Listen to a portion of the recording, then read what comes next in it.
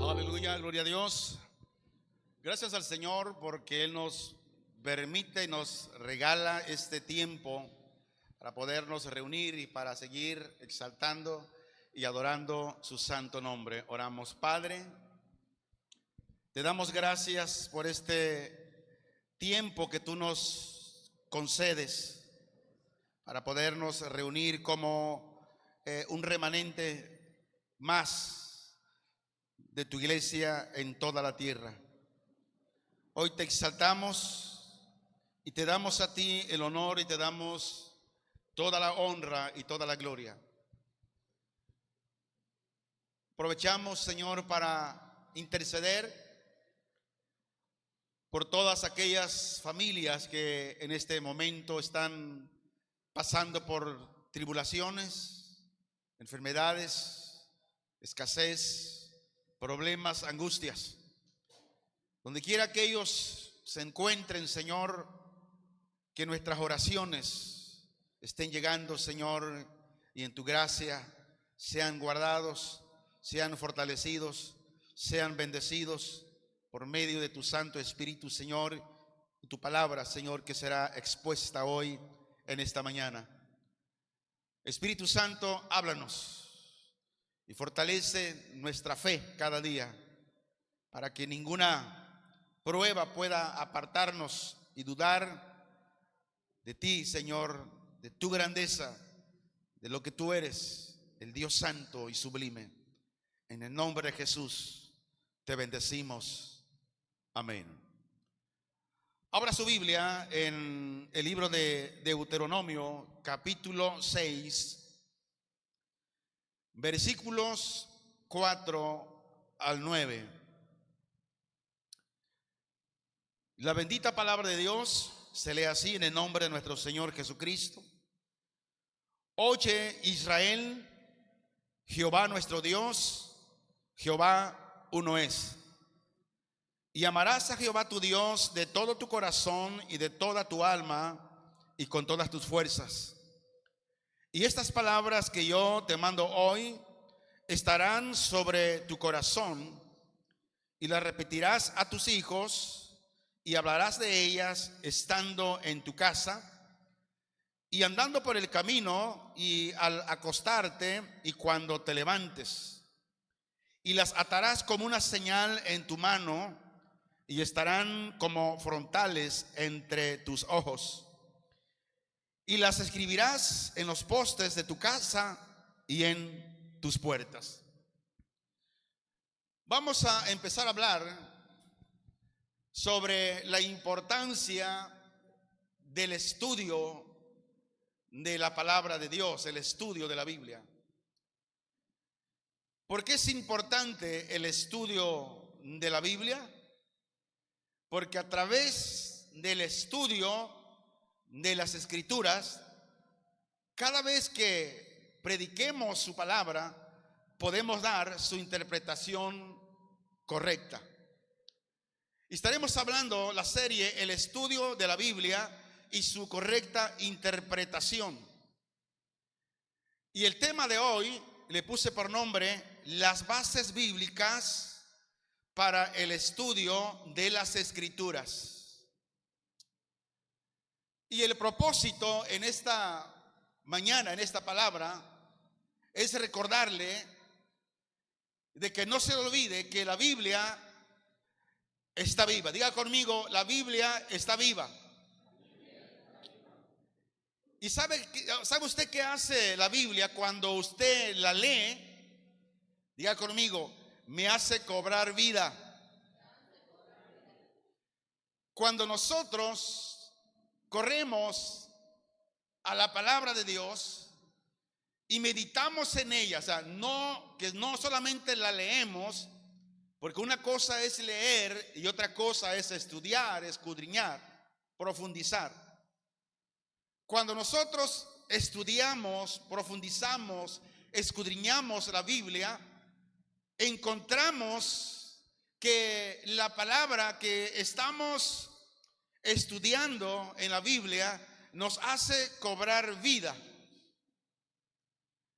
En lo personal, yo doy gracias a Dios porque siempre nuestros pastores, nuestros mentores, nos han inculcado, nos han enseñado de que siempre la Biblia, las Escrituras, sean la base en lo que hablamos, en lo que caminamos, en lo que pensamos. Y yo en todo tiempo digo, Señor, bendice y día a día sigue dando sabiduría a aquellos que me han enseñado también a buscar la sabiduría, el conocimiento, el entendimiento a través de la palabra. Y cuando tenemos esa bendición de que tus líderes, tus pastores, tus mentores te educan con el concepto bíblico, espiritual, ¿qué va a suceder en ti? Tú vas a crecer, vas a ser formado en esa misma dirección de la palabra del Señor. Y por eso yo en lo personal bendigo las vidas de ellos y que cada día el Señor les dé fuerzas a nuestros pastores, a nuestros líderes, aquellos que están hablando humanamente aquí en la tierra, al pendiente, al cuidado de todos nosotros. El tema de hoy, las bases bíblicas para el estudio de las Escrituras. Yo creo que es importante de preguntarnos por qué debemos estudiar la Biblia. Tal vez le suene rara esta pregunta. Tal vez no estará usted leyendo este libro porque tal vez a usted no le interesa. A menos que usted ya esté convencido de que el estudio de la Biblia es necesario, es cuando usted lo va a hacer. Pero mientras en su corazón haya ese sentir de que no es necesario estudiar la Biblia, no va a haber ese deseo. Por eso le invitamos a que hoy, de hoy en adelante, usted le permita a la palabra de Dios que sea la que le hable, la que le instruya y la que le guíe. ¿Cuál? La palabra de Dios. ¿Por qué razón? Juan capítulo 14, versículo 23. Respondió Jesús y le dijo: el que me ama, mi palabra guardará, y mi Padre le amará, y vendremos a él y haremos morada en él.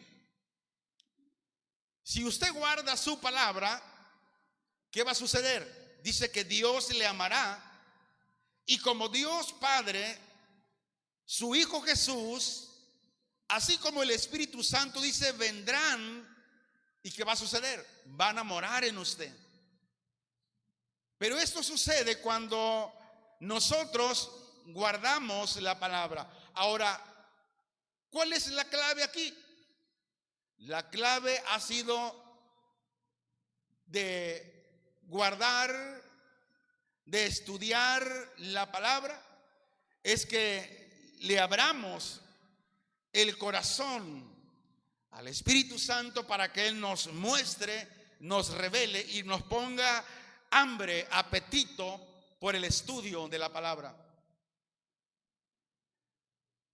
Un teólogo da un testimonio de otro teólogo que cuando dice lo escuchó predicar la carta a los Corintios, él percibió o sintió que todo el discurso de la palabra para él fue aburrido.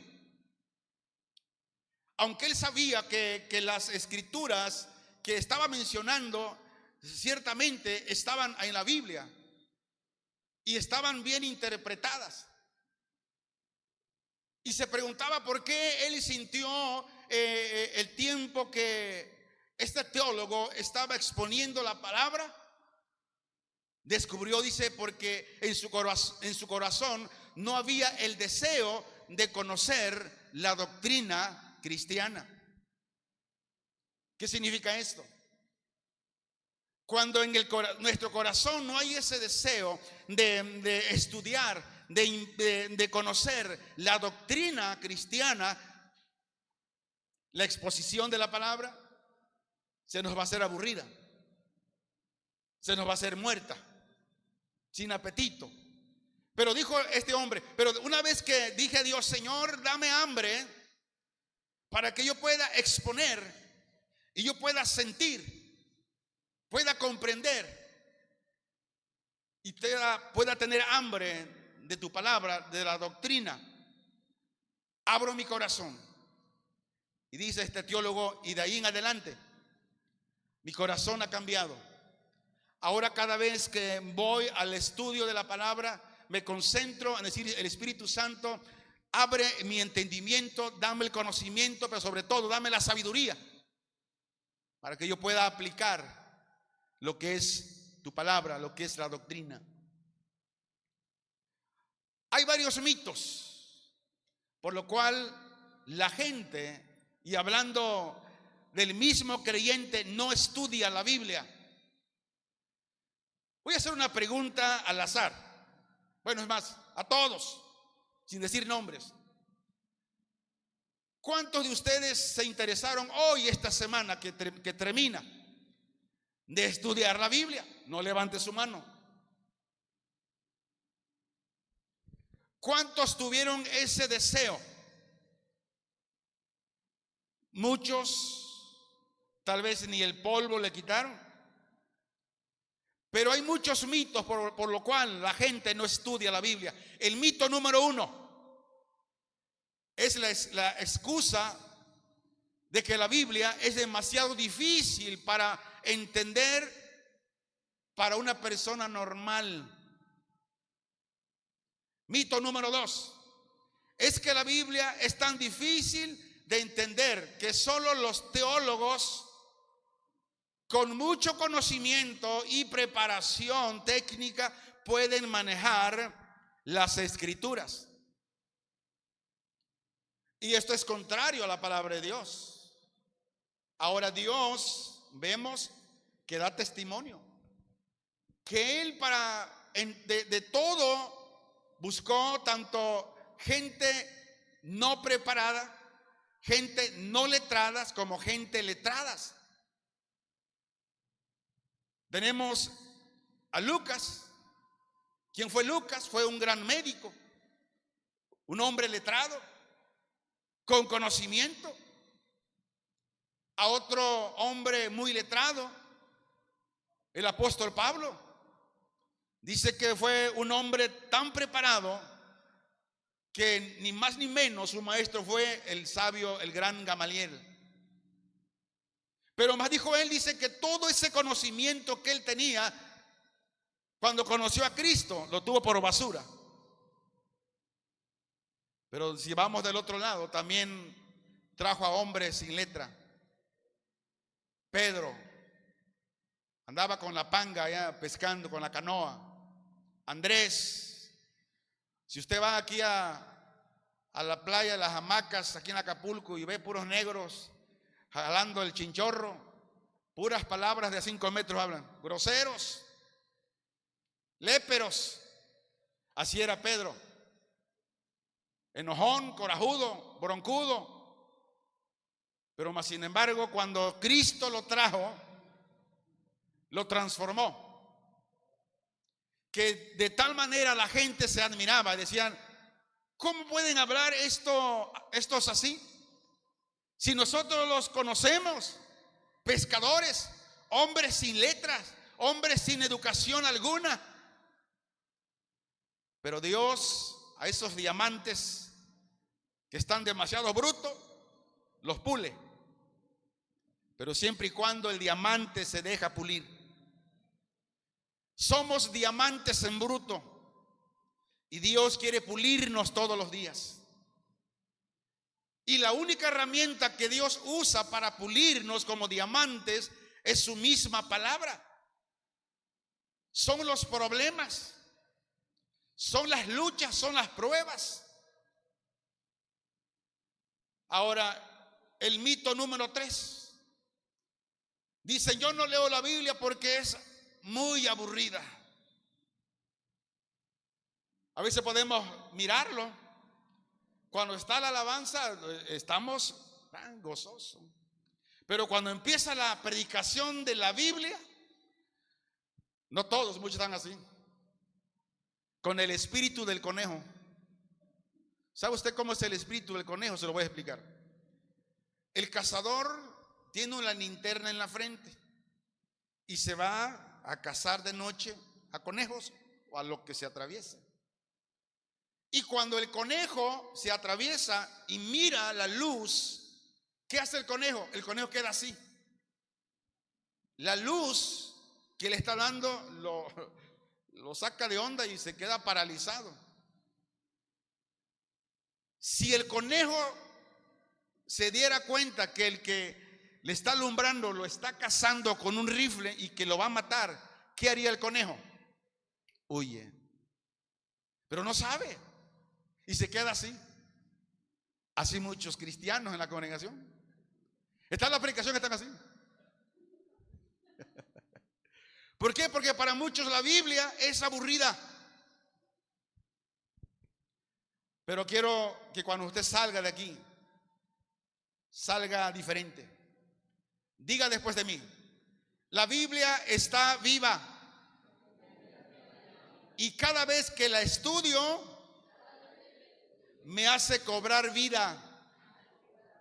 Ahora, si usted quiere realmente cobrar vida, ¿qué tiene que hacer? Estudiar la Biblia.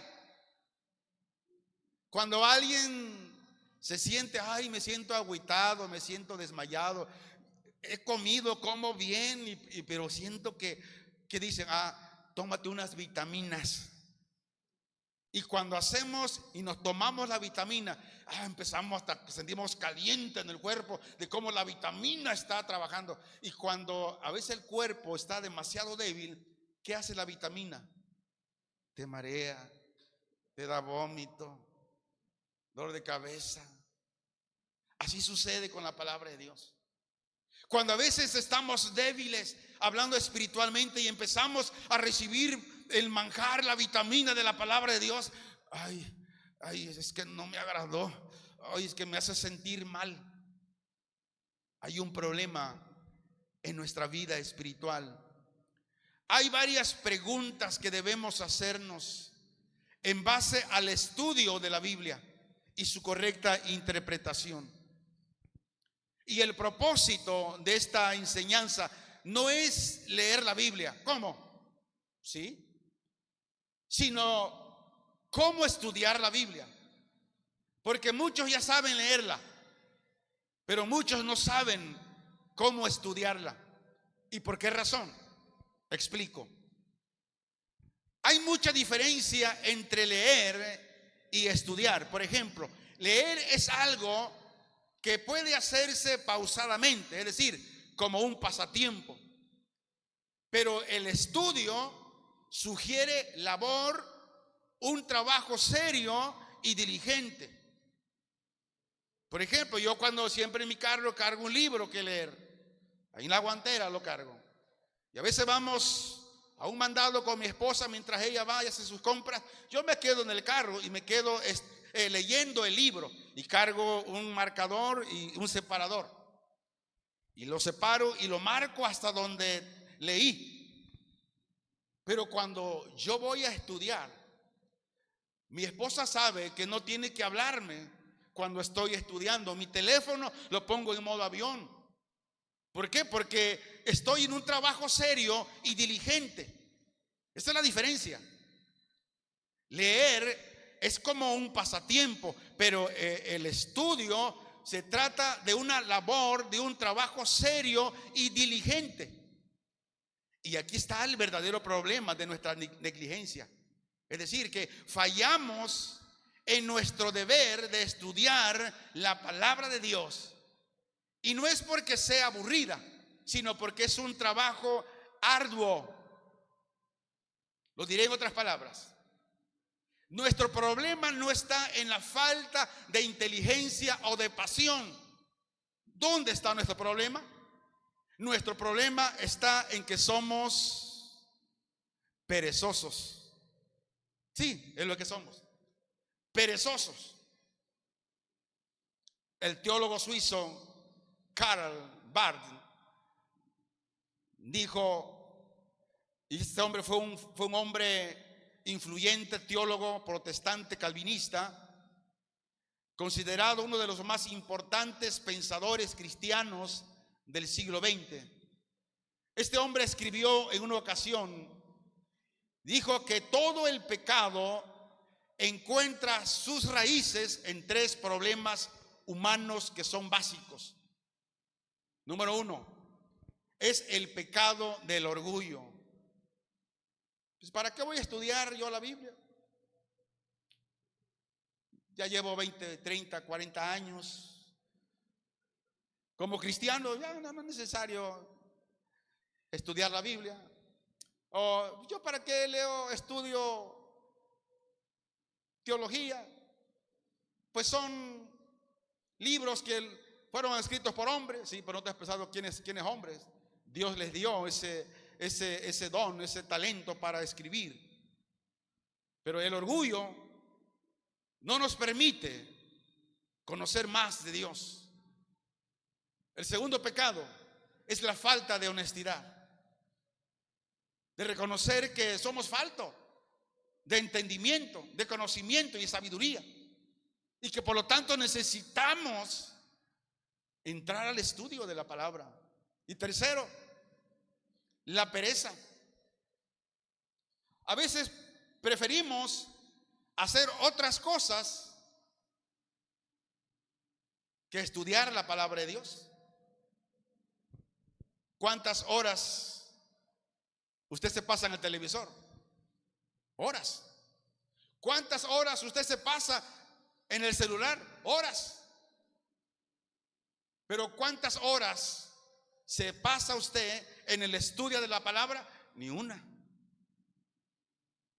Ahora, ninguna de estas maldades básicas quedan erradicadas instantáneamente por medio de la generación espiritual.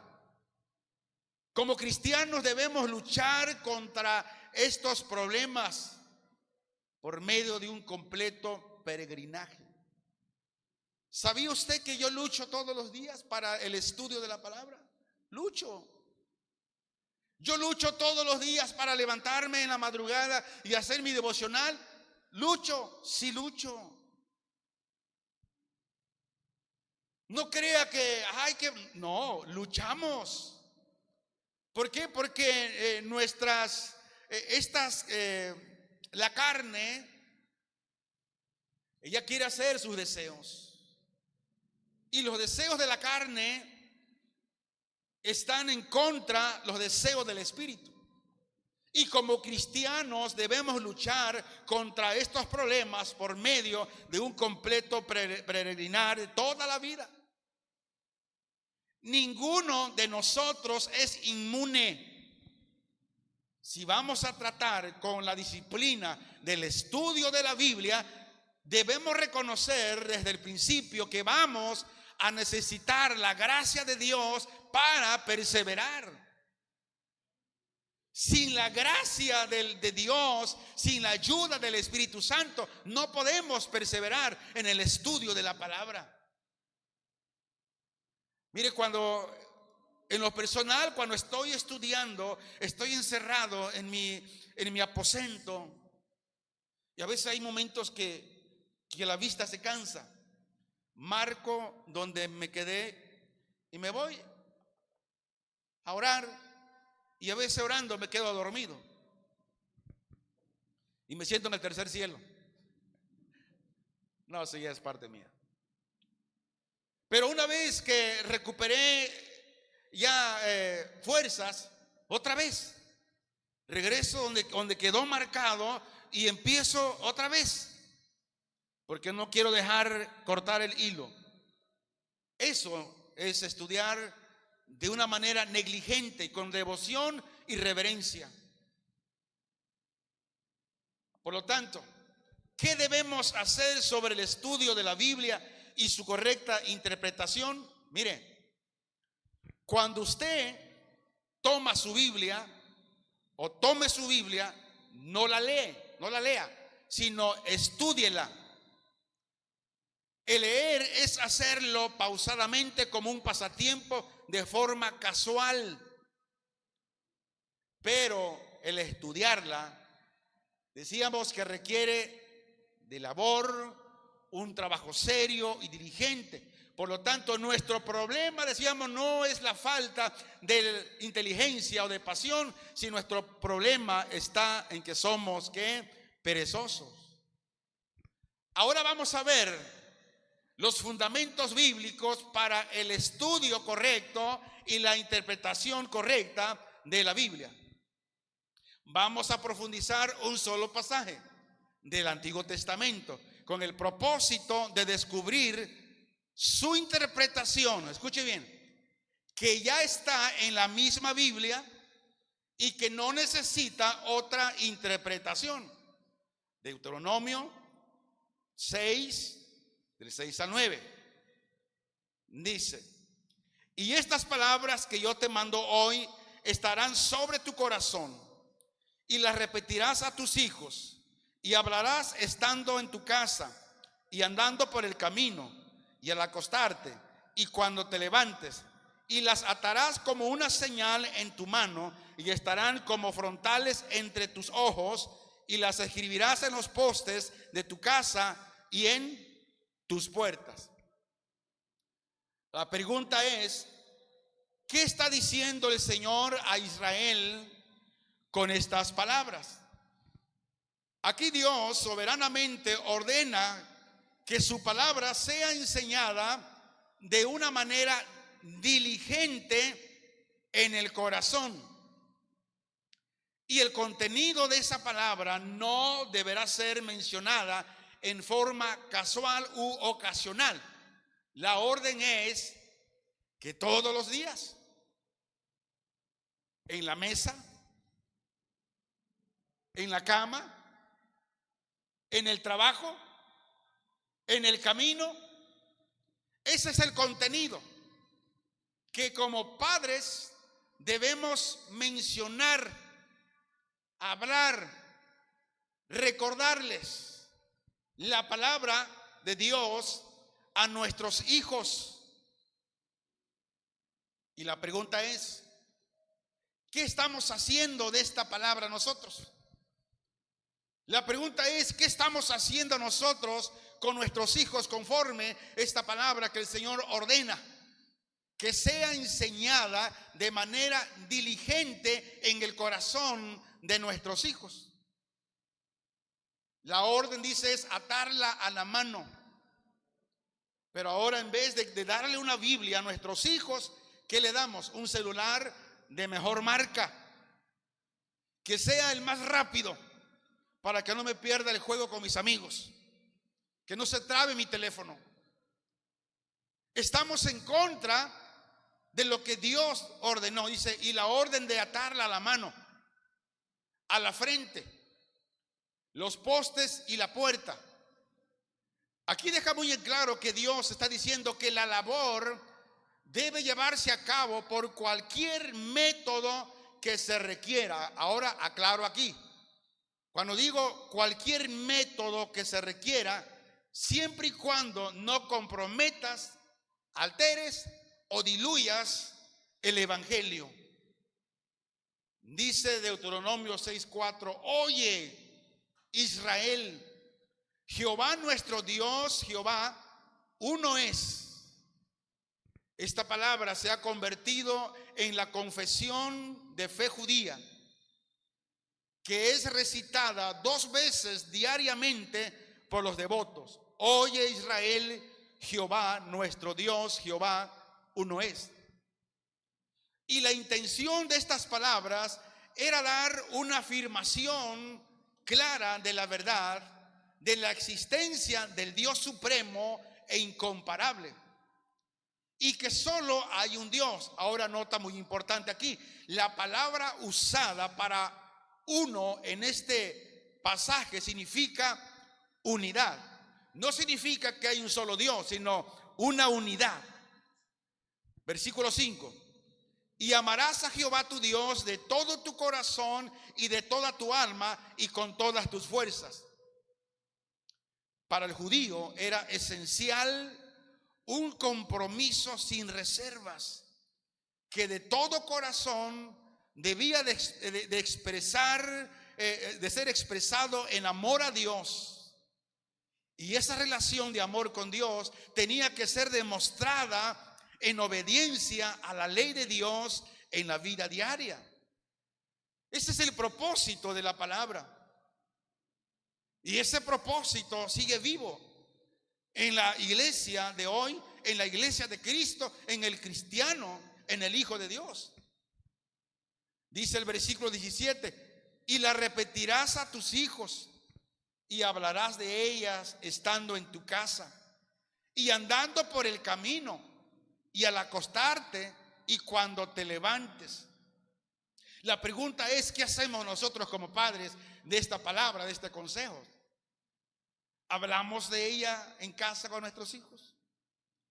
Cuando vamos a la escuela a dejar a nuestro niño, ¿le vamos hablando del Señor?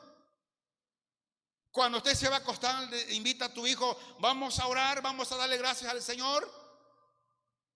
O como un animalito, le dice: vete a dormir. Estás al pendiente cuando él se levanta y le dice: vamos a orar, a darle gracias al Señor porque nos da la vida.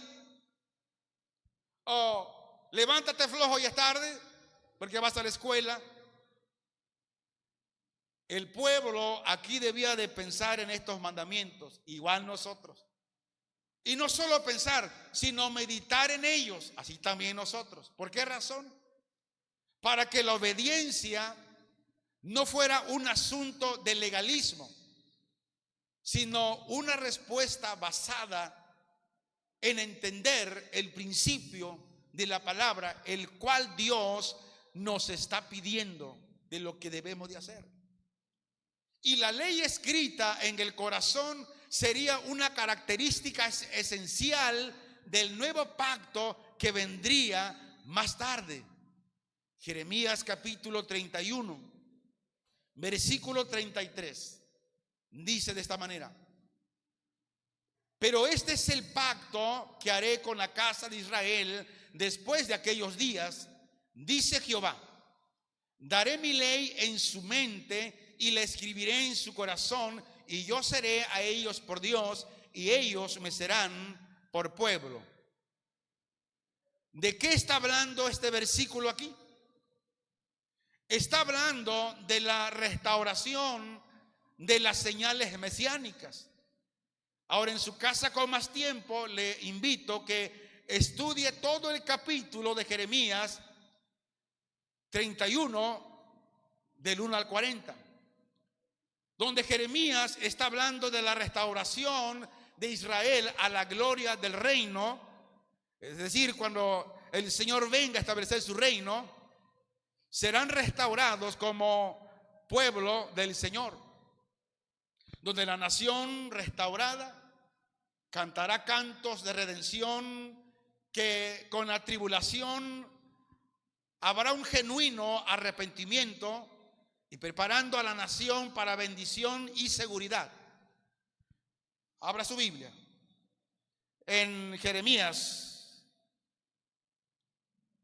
en el capítulo 31 de Jeremías, versículo 33 y versículo 34, dice la bendita palabra del Señor así: pero este es el pacto que haré con la casa de Israel después de aquellos días, dice Jehová. Daré mi ley en su mente y la escribiré en su corazón, y yo seré a ellos por Dios y ellos me serán por pueblo. Y no enseñará más ninguno a su prójimo, ni ninguno a su hermano, diciendo: conoce a Jehová, porque todos me conocerán, desde el más pequeño de ellos hasta el más grande, dice Jehová. Porque perdonaré la maldad de ellos y no me acordaré más de su pecado. Aquí está hablando, decíamos, del nuevo pacto y la nación eterna. Ya el antiguo pacto era el pacto legal basado en el cumplimiento de la ley, pero el nuevo pacto se basará enteramente en la gracia y en la sangre sacrificada de Cristo, que ahora ese será el fundamento de la regeneración interior de Israel y la restauración al favor de Dios. Vamos a la palabra viva de Dios. Hebreos capítulo 8 de Hebreos, versículo 8 al versículo 12. Y dice la bendita palabra del Señor: porque reprendiéndolos dice: he aquí vienen días, dice el Señor, el que estableceré con la casa de Israel y la casa de Judá un nuevo pacto, no como el pacto que hice con sus padres el día que los tomé de la mano para sacarlos de la tierra de Egipto, porque ellos no permanecieron en mi pacto, y yo me desentendí de ellos, dice el Señor. Por lo cual, este es el pacto que haré con la casa de Israel después de aquellos días, dice el Señor. Pondré mis leyes en la mente de ellos y sobre su corazón las escribiré. Y seré a ellos por Dios y ellos me serán a mí por pueblo. Ninguno enseñará a su prójimo, ni ninguno a su hermano, diciendo: conoce al Señor, porque todos me conocerán, desde el menor hasta el mayor de ellos. Porque seré propicio a sus injusticias y nunca más me acordaré de sus pecados y de sus iniquidades. Muy bien. La entrada de Israel a las bendiciones del nuevo pacto le asegurará a la condición de nación eterna. Por eso es importante, mire, cuando usted lea, estudie la Biblia, no se desespere. Permítale al Espíritu Santo que conforme usted va estudiando, va profundizando, usted pueda entender el propósito por el cual Dios le está hablando por medio de la Biblia. Romanos capítulo 11, perdón, capítulo 11 de Romanos, en el versículo 8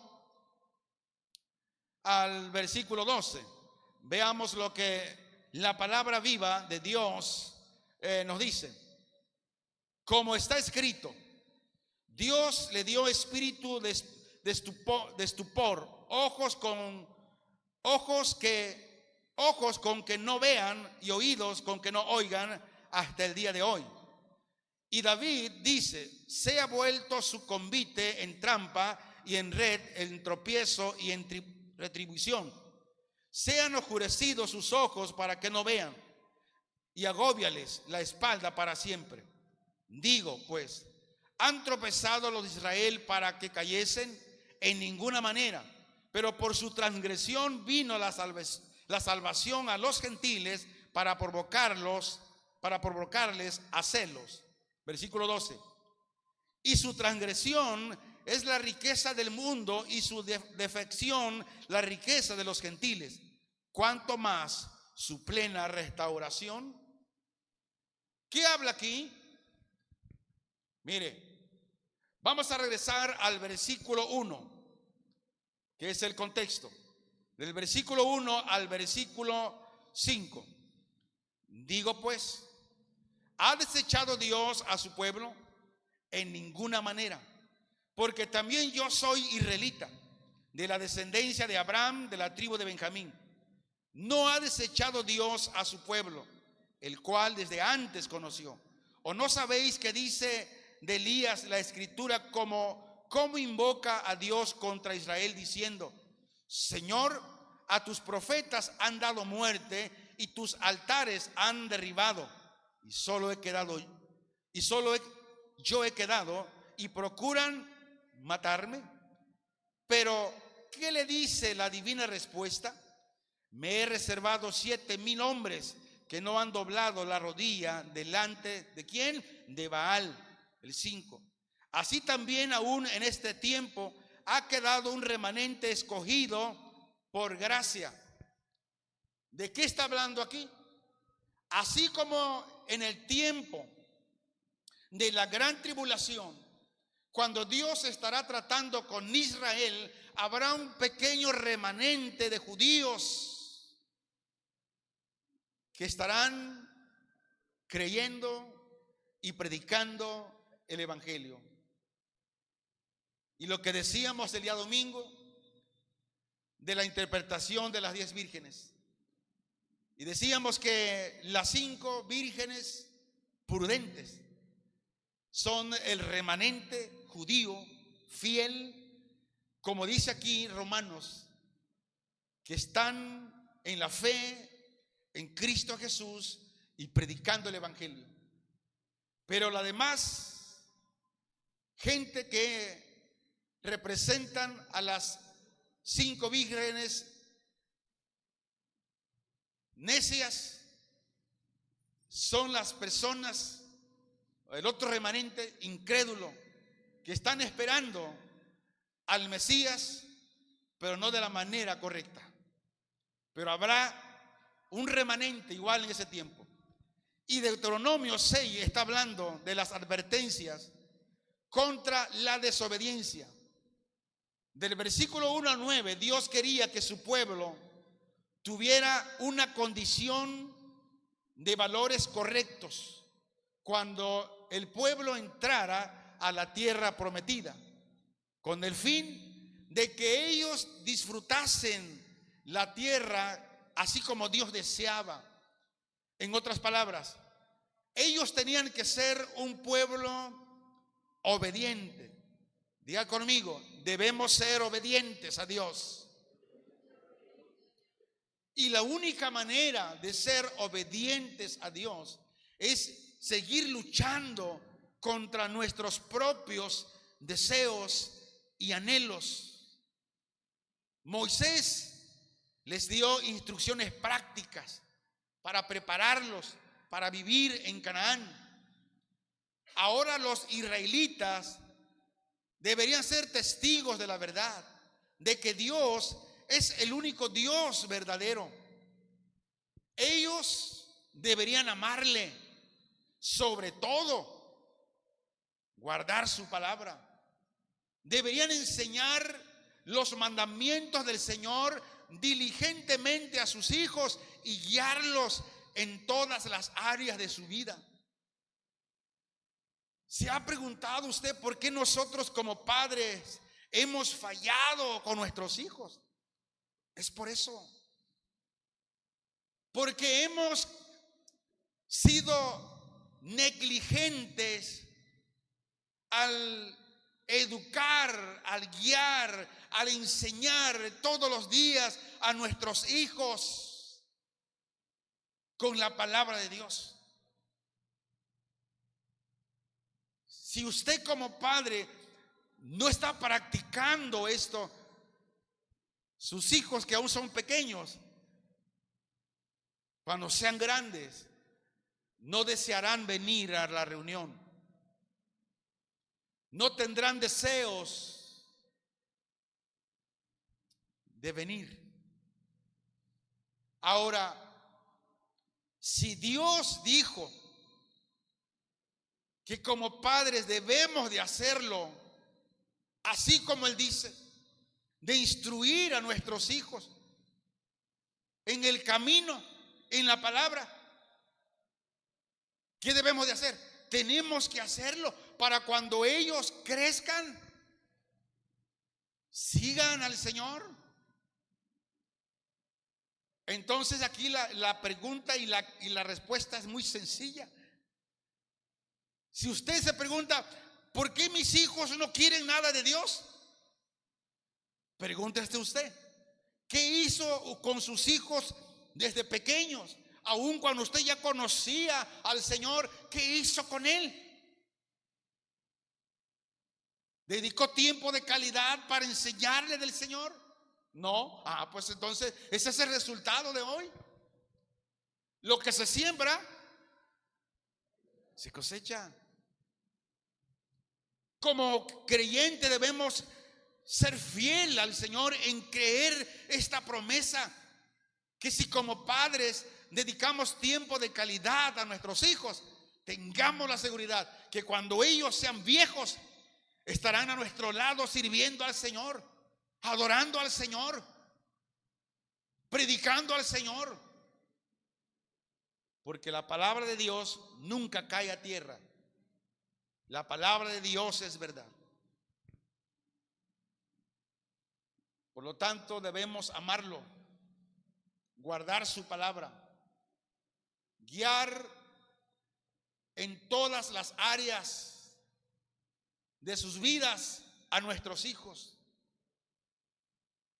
En su estudio, preguntarle qué es lo que él quiere ser cuando sea grande, qué carrera. Cuando preguntarle, hijo, ¿ya te quieres casar? Preguntarle y orar por nuestro hijo, por nuestra hija, para que Dios le dé un esposo conforme al corazón de Dios. Fíjese todo eso. ¿Qué es lo que hizo Abraham con Isaac? ¿A poco Isaac fue, pues me voy a ver a quién chica y por ahí me traigo? No. ¿Qué hizo Abraham? Mandó a su siervo y le dijo, ve y escoge una mujer para mi hijo Isaac. ¿Hacemos nosotros esto como padre? ¿Sabe usted cuántos padres hoy están sufriendo? Porque nunca se dieron a la tarea de orar, interceder, de platicar con su hijo, con su hija. Hijo, vamos a pedir al Señor que te mande un esposo, una esposa conforme al corazón de Dios. Hoy el muchacho ya dejó a 3 y va con la 4. Igual la hija ya dejó el 3 y va con el 5. Porque no ha encontrado al correcto, al bueno. Y cada hombre que toma, la deja pipona. ¿Y sabe usted por qué? Porque como padres no le hemos creído al Señor que si nosotros nos ocupamos de nuestra descendencia con diligencia, veremos la gloria de Dios en ellos. Y muchos padres nos estamos perdiendo de ver la gloria de Dios en la vida de nuestros hijos porque no nos ocupamos seriamente de ellos. En el tiempo de Cristo los judíos llegaban a atar porciones de la ley como tipo franjas o tiras en sus manos y las suspendían, se las colgaban entre sus frentes, delante de sus ojos. ¿Por qué? ¿Cuál era la intención del Señor? Era que sus hechos, o sea, sus manos y deseos, sus ojos, fueran controlados por la ley. Por eso ahora el creyente necesita pasar tiempo en el estudio de la palabra de Dios, porque es por medio de la palabra de Dios que tus manos, tus deseos de los ojos serán frenados. Porque el Señor te dirá por medio de la palabra que has estudiado, no es bueno, no es lícito que hagas, que practiques esas cosas. demasiado o a menudo queremos disfrutar de las bendiciones, pero no queremos obedecer al que nos da las bendiciones. Ah, sí, Señor, bendíceme. Pero cuando Dios dice, necesitas hacer esto. No, Señor, yo eso sí no. Mire, Dios desea que pasemos tiempo de calidad con Él. Tiempo de calidad. ¿Por qué? Porque Dios es celoso. Así como el marido tiene derecho de ponerse celoso por su esposa, así Dios tiene el derecho de ser celoso por su pueblo. Si yo pregunto aquí al azar, hermano Dani, ¿qué le parecería si usted va con su esposa y alguien le dice, le avienta un piropo a su esposa? ¿Usted qué va a sentir? ¿Pero por qué si usted es cristiano, hermano? No tiene nada que ver que sea cristiano. Claro, porque es su esposa. Ahora, como hoy, muchos hasta se pasan, como dicen los chavos, de lanza. Manosean a la mujer y yendo uno ahí. No, Dios guarde al tipo que un día haga esto, que iba con mi esposa. Dios lo guarde. Pero pastor, usted es cristiano, pero en esto se me va a quitar. Si nosotros como esposo sentimos celos cuando alguien quiere o le dice algo a nuestra esposa, así Dios, Él tiene derecho de ser celoso por su pueblo. Mire, la idolatría es un adulterio espiritual. Usted dirá, pues yo no creo en los ídolos. Sí, pero ¿qué ídolo está en nuestro corazón? El ídolo de la pereza, el ídolo del televisor, el ídolo del celular. Ese es un ídolo. Y que Dios es celoso porque es una idolatría. Hoy se ha visto. Antes salíamos a las carreras y se nos olvidaba la Biblia. Y se nos olvidó la Biblia. Ay, bueno, ya me acerco con un hermano para leerla con él. Ahora no. Sales deprisa. Ay, se me olvidó el celular. Viejo, regrésate, porque se me olvidó el celular. ¿Y qué hace el viejo? Sí, amor, se regresa por el celular. Eso se llama idolatría y es adulterio espiritual. Israel fue culpable a menudo de este pecado, pero ¿qué de nosotros? Igual. Por esta razón los padres deberían recordar a sus hijos lo que Dios hizo por la nación. Deberían de decir a los hijos, mira, hijo, éramos esclavos por muchos años en Egipto, pero Dios en su poder nos sacó. De noche una lumbrera nos iluminaba. De día una nube nos cubría del sol. Y cuando Faraón venía cerca de nosotros, Dios mandó fuego del cielo, una lumbrera, una barrera. Y luego hizo abrir el mar. Y todos nosotros pasamos por tierra seca. Pero al pueblo se le había olvidado de todo eso. Así nosotros debemos de tomar a nuestros hijos y decirle, mira, hijo, yo era un borracho, un alcohólico, un adúltero, un fornicario, pero Dios ha hecho misericordia conmigo y Dios me libertó, Dios me sacó. Mira, hijo, cuando tú cuando tú naciste, estabas a punto de morir, pero más sin embargo Dios no permitió y Dios te dio la vida. Recordarle, mira, cuando tu madre estaba ahí en trabajo de parto, decían los médicos, aquí se salva uno o el otro, pues no los dos. Pero yo creí en el Señor que Él podía salvar a los dos, y Dios salvó a los dos. Recordar a nuestros hijos, aumentar su fe de ellos. Pero ¿sabes qué? Nos hemos olvidado. Moisés les recordaba a Israel el cuidado de Dios. Así nosotros, los padres, debemos recordar a nuestros hijos lo que Dios hizo por nosotros, lo que Dios sigue haciendo por nosotros.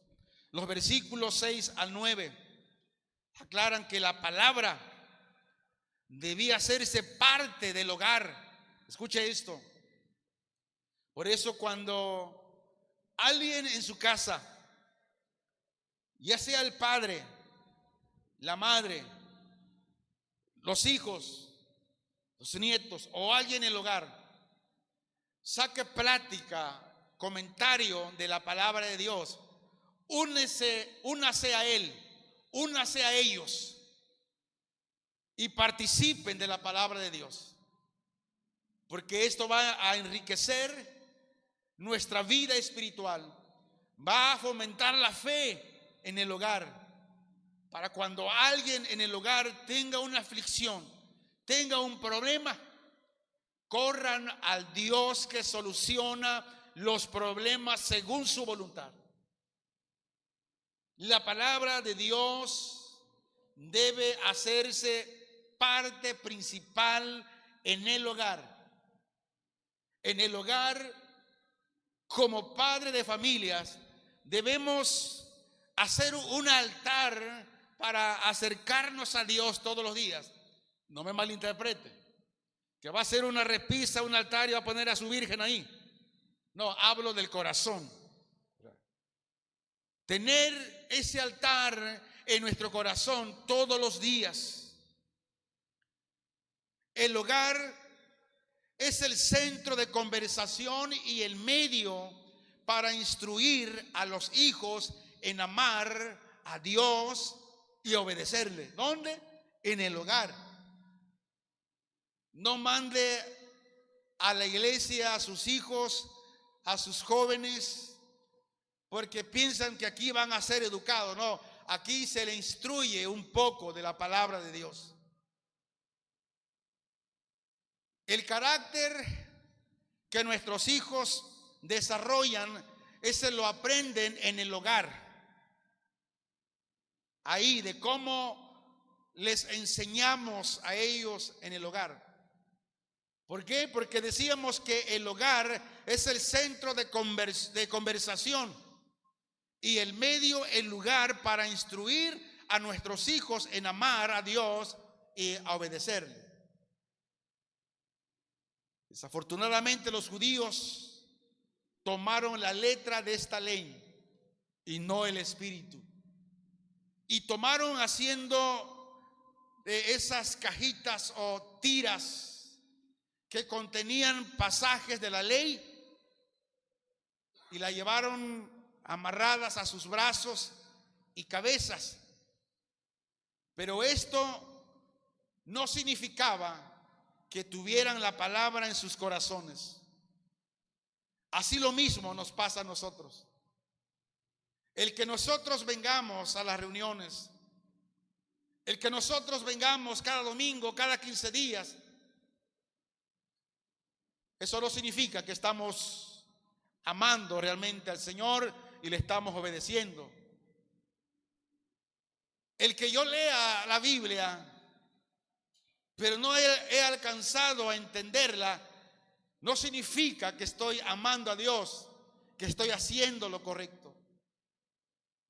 Debo aprender de cómo estudiar la Biblia para conocer su interpretación que ya está ahí escrita en ella misma. Quiero dar esta conclusión. Los cristianos del Nuevo Testamento necesitan también estas advertencias. Por lo regular estamos expuestos a olvidarnos de la dirección de Dios. ¿Cuántas veces primeramente corremos a solucionar un problema fuera de Dios y cuando ya no podemos, entonces regresamos a Dios? Por lo regular es seguido. Pero sí nos quejamos cuando las circunstancias se ponen incómodas.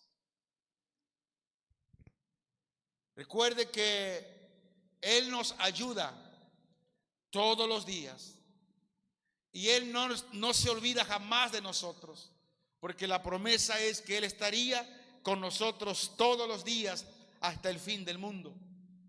Por lo tanto, mire, necesitamos recordar todos los días la gloria y la grandeza de Dios, porque es fácil que los ídolos se introduzcan de manera solapada en nuestras vidas. Es fácil que se nos olvide la palabra de Dios saliendo de este lugar.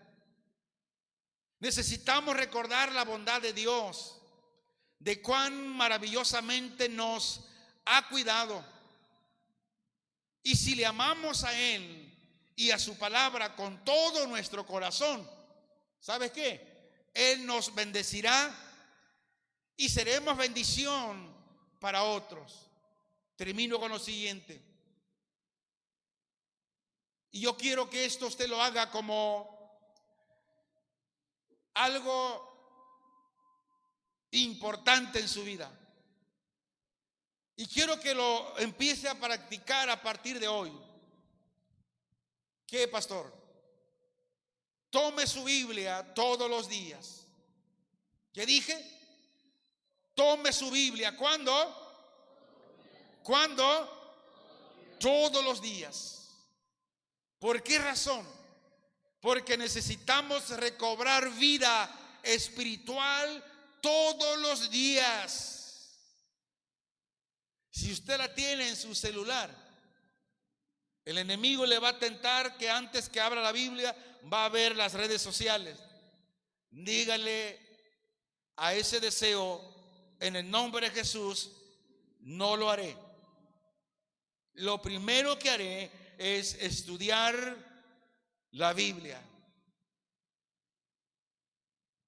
Estúdiela, escudriñela, sumérjase en el océano de las Escrituras. Y por último, permítele a Dios que cuando usted está estudiando su palabra, que le muestre lo que Él quiere decirle y no lo que usted quiere oír. La Biblia misma tiene mucho que decir en cuanto a la importancia de estudiarla. Estúdiela. Y cuando usted empiece a estudiarla,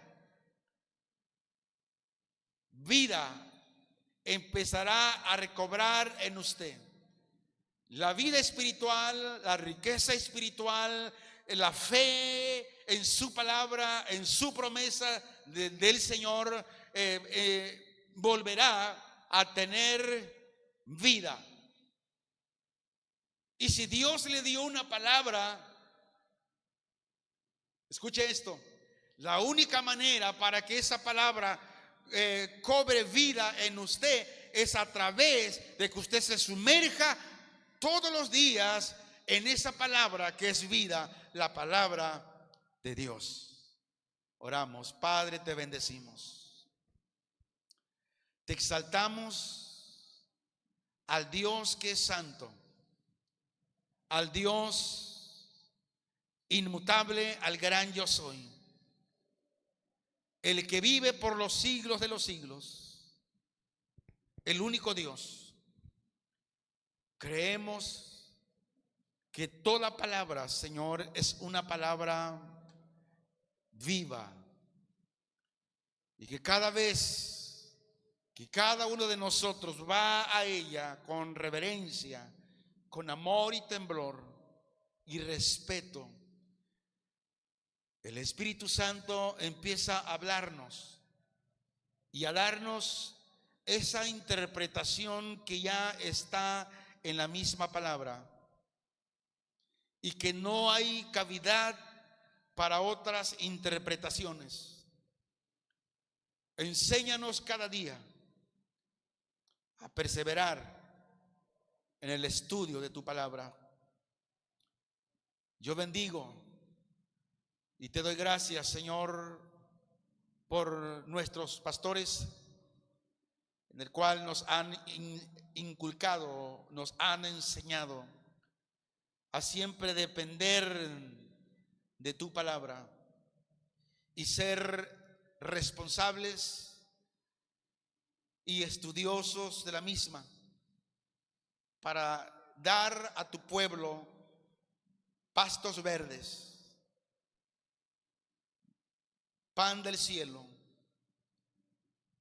Y la única manera de dar esos pastos verdes a tu pueblo, a tus ovejas, es por medio de ese estudio de tu palabra, cuando nos sumergimos en ella.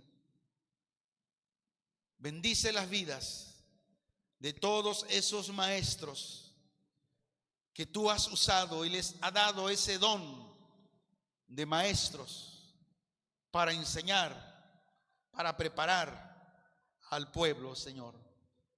Bendigo la vida, Señor, de mi pastor, Daniel Rodríguez. Que tú le sigas dando, Señor, esa gracia para que nos siga enseñando, capacitando, pero también corrigiendo cuando algo estamos haciendo mal, Señor. Que tu Santo Espíritu, Señor, nos dé siempre esa sabiduría. Y asimismo, Señor, podamos enseñar a otros este principio, Señor, que hemos aprendido y que nos han enseñado, Señor, nuestros pastores, y que sé que viene de parte de ti. En el nombre de Jesús, recibe la gloria, Señor. El único digno y merecedor de toda la gloria eres tú, Señor. El hombre solo hace lo que tú le das. El hombre solo dice, Señor, lo que tú le muestras. El hombre que tú has puesto, Señor. Al hombre que tú has llamado. En el nombre de Jesús te bendecimos, Señor. Amén.